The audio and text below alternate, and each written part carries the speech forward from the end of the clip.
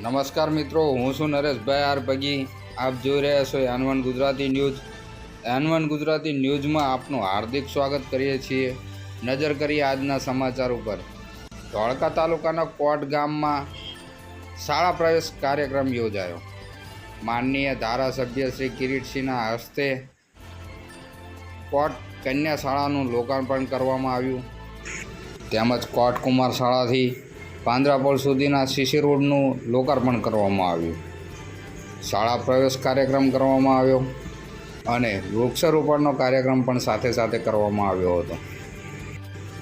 શાળા પ્રવેશ કાર્યક્રમનો પ્રારંભ માનનીય ધારાસભ્ય શ્રી કિરીટસિંહના હસ્તે દીપ પ્રાગટ્ય કરીને કરવામાં આવ્યું હતું.